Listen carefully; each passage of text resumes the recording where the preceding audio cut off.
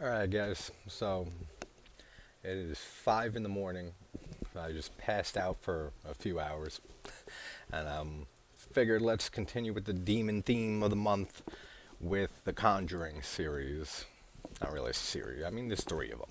But James Wan, man, I mean, say what you want about these movies. I don't think they're great movies.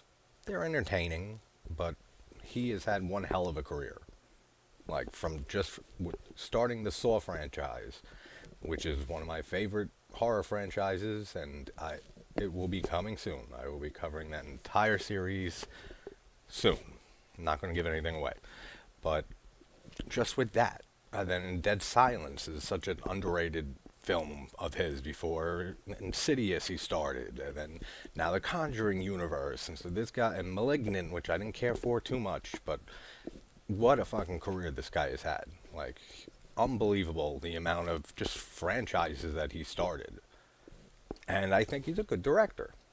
I don't love everything he's done, as I said, but I think he's a very good director and he's a good writer.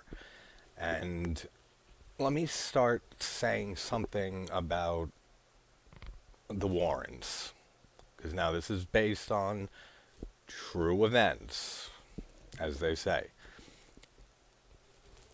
And this is where people are going to we're going to differ on this. They're fucking scam artists. They were, like, 100%. Like, anyone who claims that they're a psychic or a medium or that they can talk to the dead or they're spiritual healers and anything like that, especially, and it's like 99% of the time, that they have a business, that they're taking money from you and from their customers, they're a fucking scam artist. And this is all my opinion, like I said. So if you don't agree, you can either get the fuck off the video, or you can realize that we all have different opinions, and you can just listen to what I'm saying and say, all right, well, I disagree. That's fine. I think what they do is very, very hurtful to people. That especially people who are grieving, and you can make the argument that even if it's not real, like it helps with the grieving process and stuff. It can, but they're preying on people not just financially, but emotionally, and I just think that it's really, really a bad thing with the psychics and mediums and all that bullshit people are doing. I've never believed in that shit. There has been zero evidence that any of that is true in this reality, in our world. Zero evidence. Same with ghosts and demons and all that shit. People can cite cases all they want and stuff. It'll just like with this movie, what the case that is based off of. There is fucking zero evidence that any of this happened. And I know one of the daughters here and stuff goes on shows all the time and stuff talking about what happened. I'll call her out right now. I don't care if she sees this. You're a fucking liar, and you're in this just for money. You sell your books, you want to go on every fucking show that you want, and expand upon bullshit since this movie happened. So you're profiting off of this fucking movie and a story that never happened just because of the money. Let's be fucking honest. Like, seriously. I've seen you on the smallest YouTube channels, and you'll go on anything just to spread this bullshit. So, calling you out right now, I even forget your name. So, you're not worth remembering. Sorry, but don't believe a fucking word you say.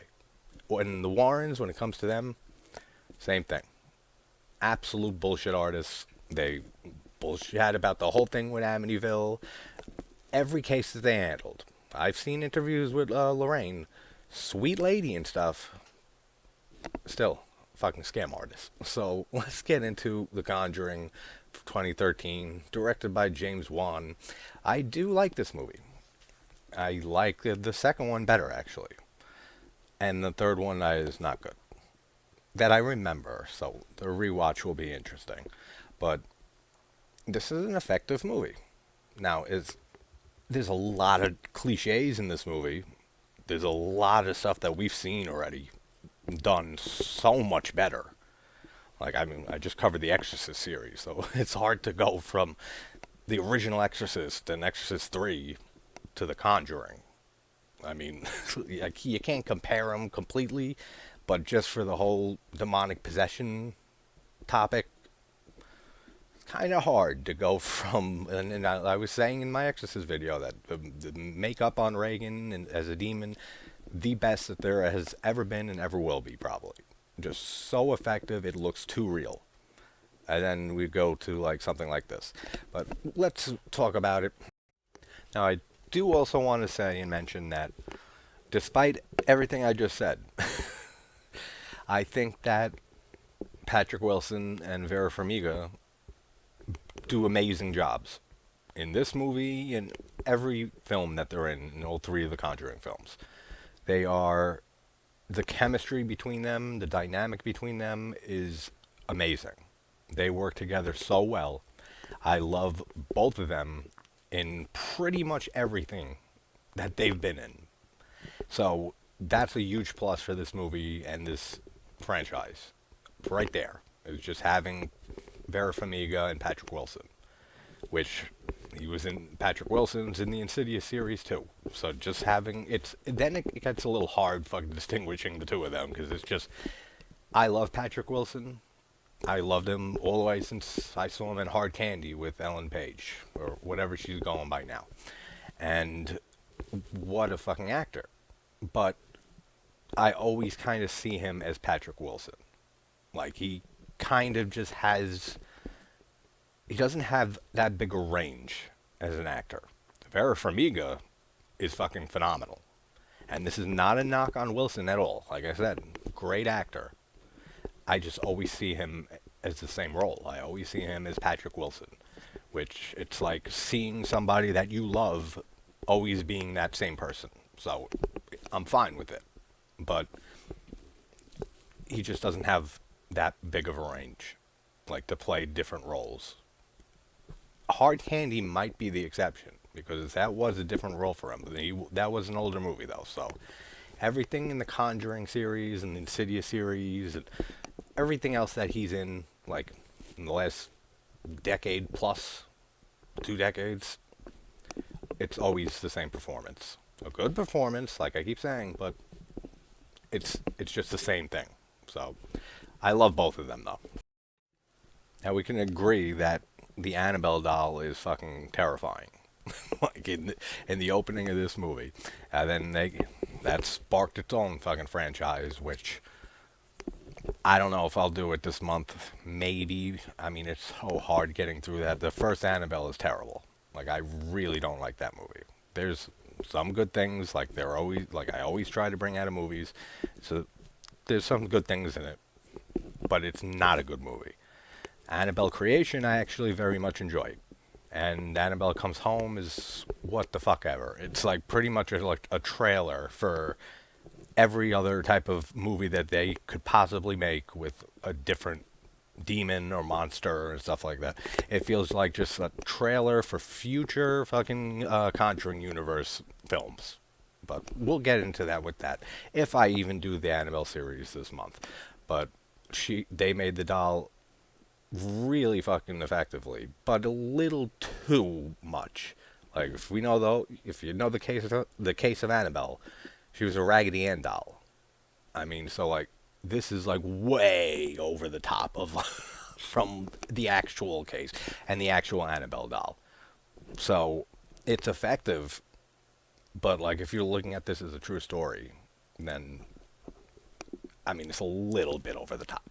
So we have the opening here of the nurses that had the Annabelle doll, and then it starts moving on its own, and there's stuff written in crayon all over the place, and they don't know what the hell's going on. They think it has something to do with the doll, and they end up letting the doll, like, letting the demon, like, get into their souls or some shit. I don't remember. I gotta watch it. 1 second. Yeah, so that's right.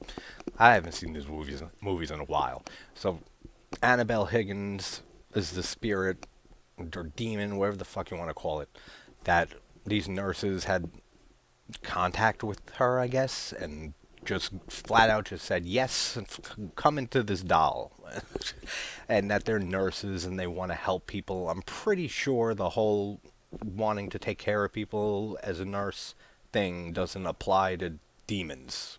So, like, it's a little stupid with this whole opening thing here, but this is 1968 that this is taking place in, and then we find out later that this is being shown to a whole class on like demon possession in a college. Now, did they watch what we're watching? Because I don't think so. But then when they cut to that in the classroom, it looks like they just watched what we did. So did they get these people to like reenact this whole little scene here and the explanation on Annabelle? Because that makes no sense to me. Did they see a totally different thing, like the actual footage, and they just filmed this the way that they did for us, the audience? Because that's what it feels like. Like, it feels like this was just for the audience, and then they cut to the classroom and never explain what they were actually watching. Because I don't think they were actually watching what we see here, like, at all.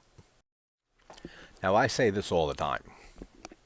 I'm the type of person that if you move anything in my room or anything anywhere, remotes like this on my table, if it's like this, someone touched my shit, like, immediately.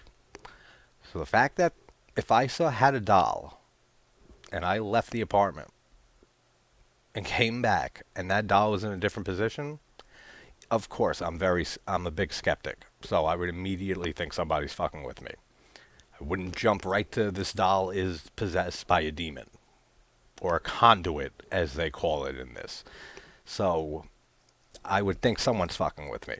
But after a while, like, if I put deadbolts on my fucking door and shit, and like boarded up all the windows, and then came back and this doll's in a different position, immediately I would start thinking there's something suspicious, like that this doll might be possessed, like 100%, because I know where I leave shit. I keep leaving this doll somewhere, and it's showing up in different places. There's only so many things that you can cross off the list before you get to, yeah, something supernatural is going on here. The brunette nurse, though, is fucking sexy, and like, and those PJs, I don't know, man. Like, it's tempting. Kind of a big nose, though. I just thought that was something to mention. But that's something that would never stop me, so it really doesn't matter. And this guy, their roommate or friend or whatever, was he just like cast to like be a statue? Because he has like no lines here. He says nothing. Maybe he says like one thing, but like just seems like a total waste of like having somebody there.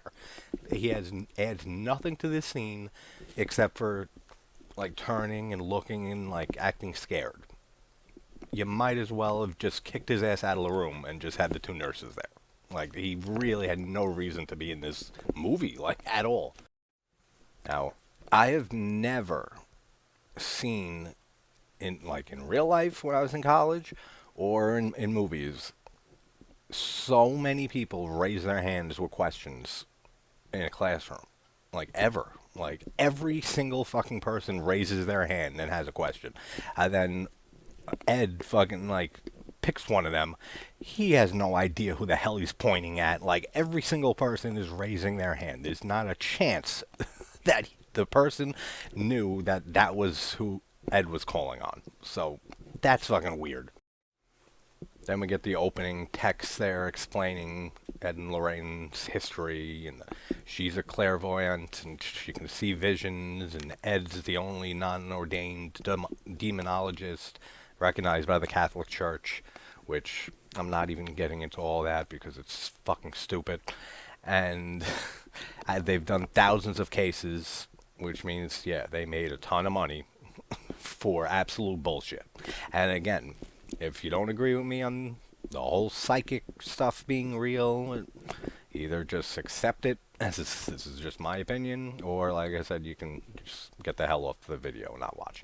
But we have this the family here that moves into the new house, which is such a cliche by now. by now. It's in every fucking possession movie. Is that family moves to a new house and then shit starts happening. But they have a lot of fucking kids. Like it, it's got to be hard dealing with all these kids in the middle of the country like this. Like they're out. I forget where this takes place, but I know that they moved from Jersey.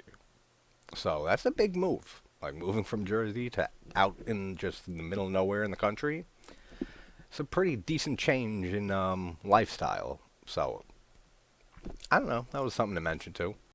See, this is what I was saying. Like with this, they're fun movies, and I think this is a good film. I think the next one's better, but it's just so filled with just shit we've seen a million times. Like I said, a family moves into a new house. Dog recognizes that there's something wrong immediately, and like a music box. Like there's so many things in these films that we've seen so many times done so much better. And there's a nice little tracking shot in here that's just like wasted because it's just them walking through the house. It's a cool tracking shot. It's shot very well. I just feel like it's wasted on this when they could have used it for a scene that would be much more effective than just following the kids through the house. The music box, though, even though, like I said, it's like we've seen all this before, the music that it plays is kind of creepy, and by now it's like pretty iconic for people who are big fans of the series and James Wan and everything like that. I hear that music, I know immediately it's from The Conjuring. So they did a good job with that, with making the music pretty creepy from that box. Now the clapping game that they play is a very good idea. It sets up nice little foreshadowing for a great scene we get later. And there's a lot of tension there. Like, it's a very good idea that James Wan threw in here of this whole little game and adds a nice little touch for when we get to that scene and we see the hands coming out of the closet of whatever, the demon. And Ed and Lorraine Warren say that the doll's not possessed. It's a conduit for a demon. So the demon is using the Annabelle doll, and this has nothing to do with this rest of the movie because we don't see Annabelle ever again. It's just the opening. But it's just a conduit.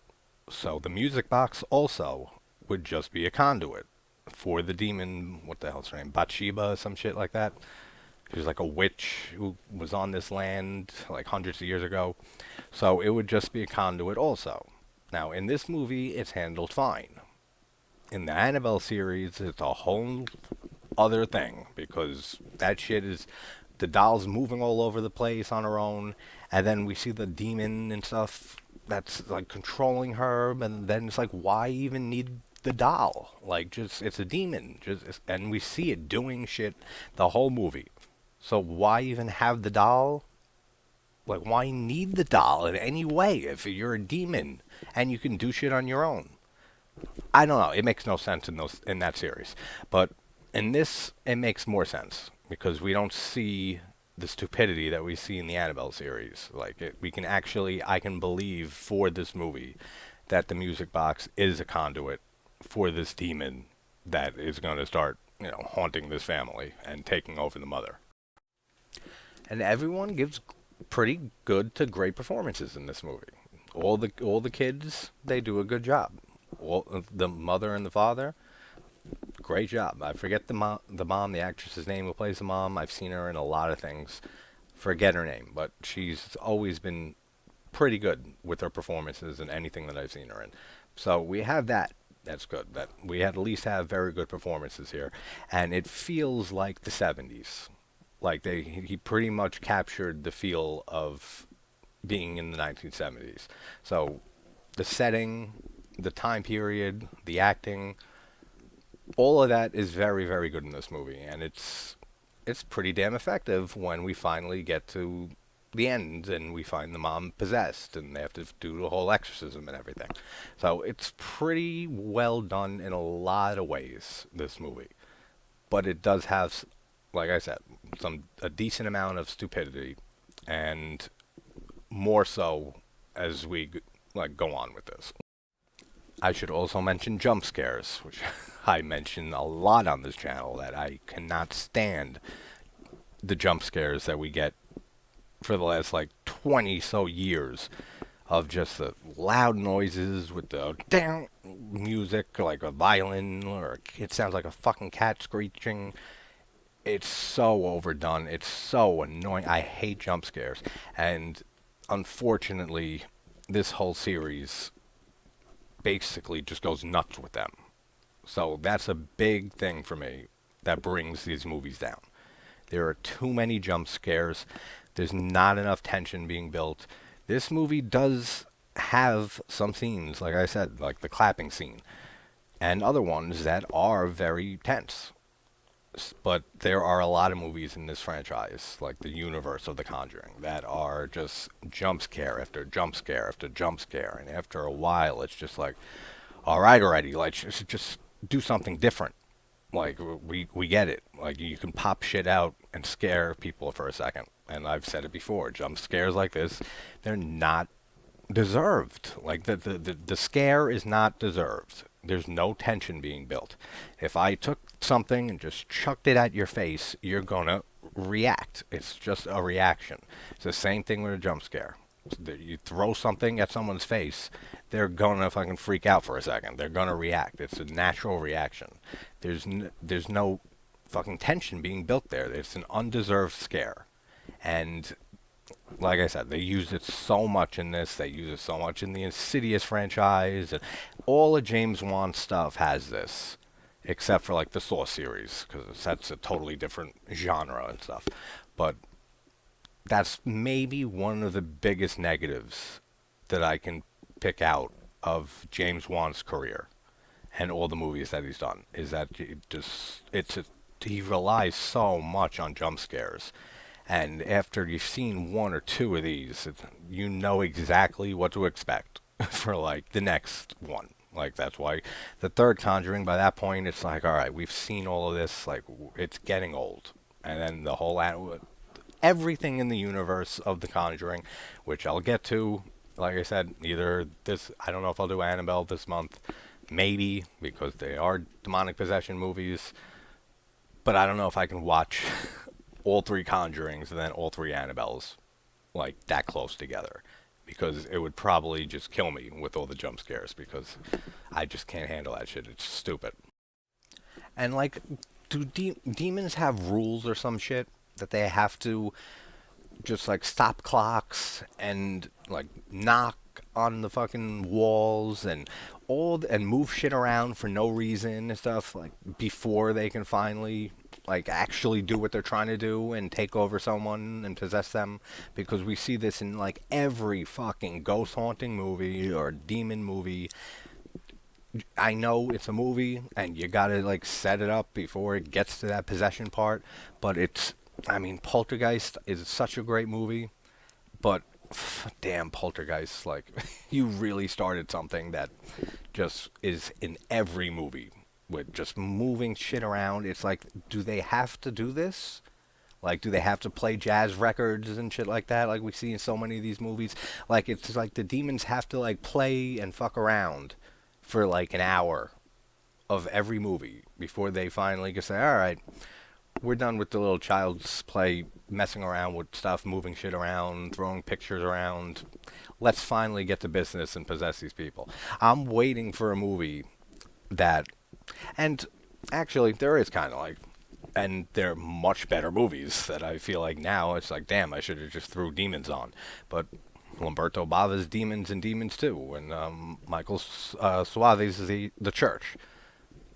Fucking amazing movies that don't have any of these cliches in them, that are very original, that is just demons all over the place going fucking crazy.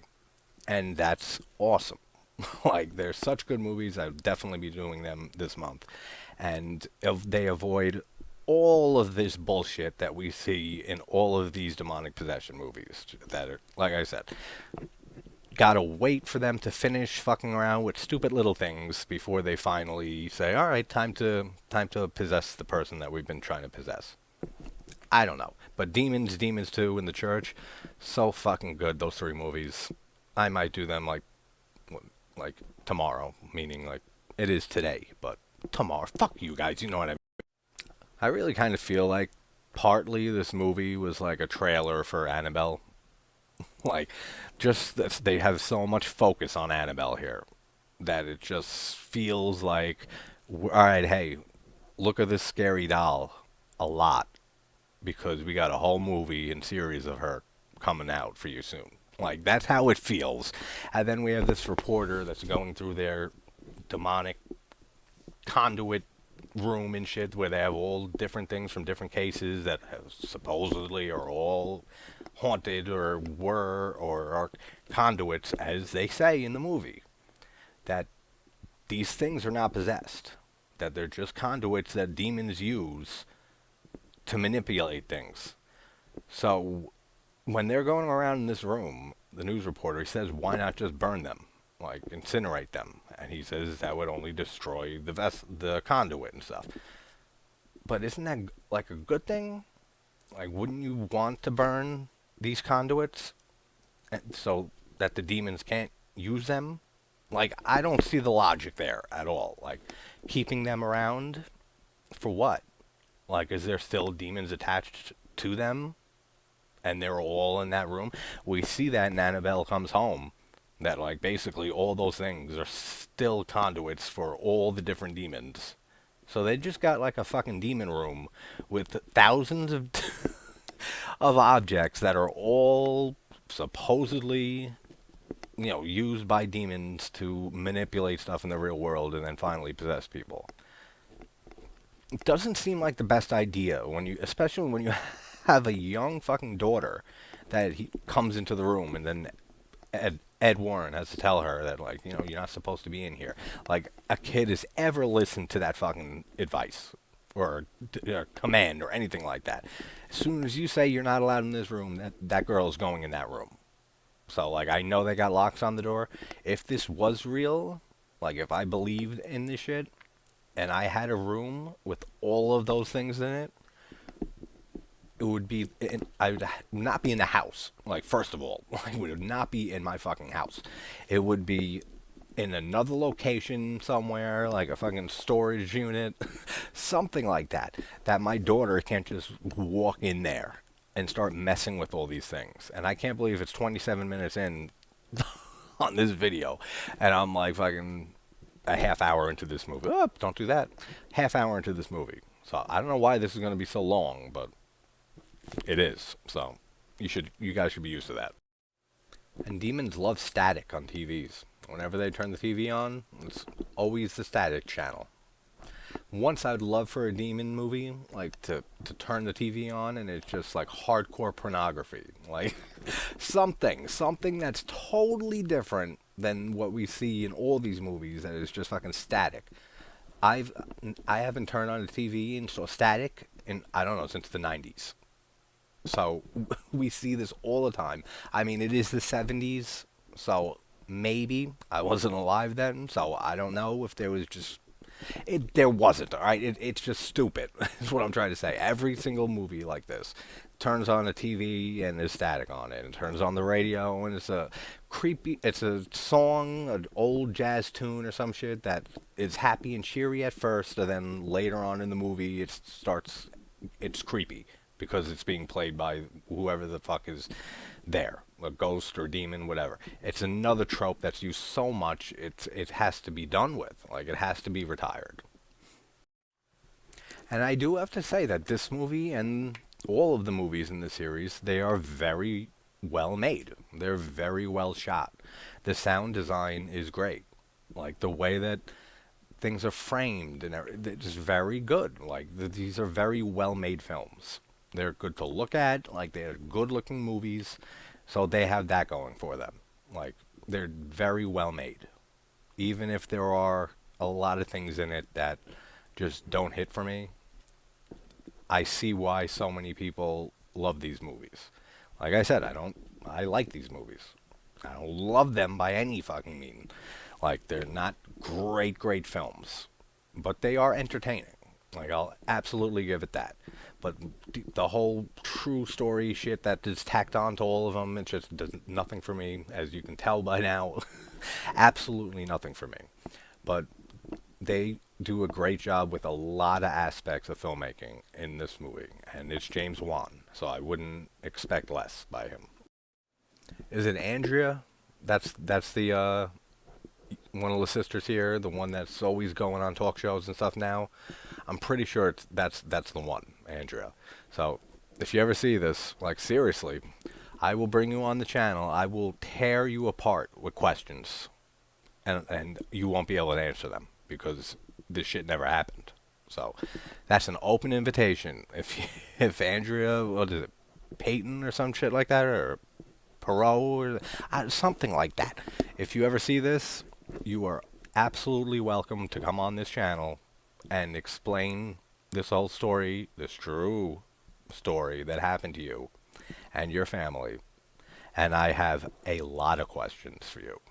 And you're not going to be able to answer them because this shit's all fucking fake.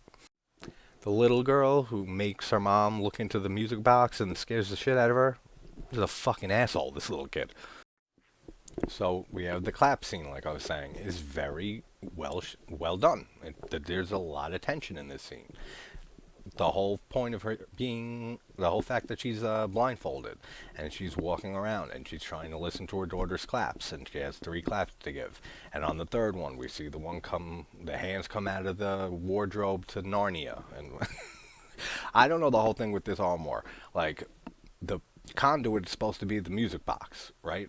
So like, but it's like very heavily implied that like that armoire is like the heart of the demonic, whatever the hell you want to call it, where the like the heart of the house is for the evil here. Like we hear in Poltergeist and stuff that there's a heart in the house, and like the most haunted part is the armoire here, because we see a few scenes of, I don't even know what to call it, because we see that girl who like jumps off the armoire. That's a cool scene too. Who is it? Like, I don't know. Is that the demon, like in a different form? I don't know how any of that works. It's just there to be scary. So I don't care for it much, but there it is an effective scene. But the whole clap scene, like I said, is very well made. Very well done, very well shot. The sound design is great. The score is great. Throughout this whole movie, the score is very good. And, yeah, it's a good scene. Just so you know, Discover, they're not going to take it anymore.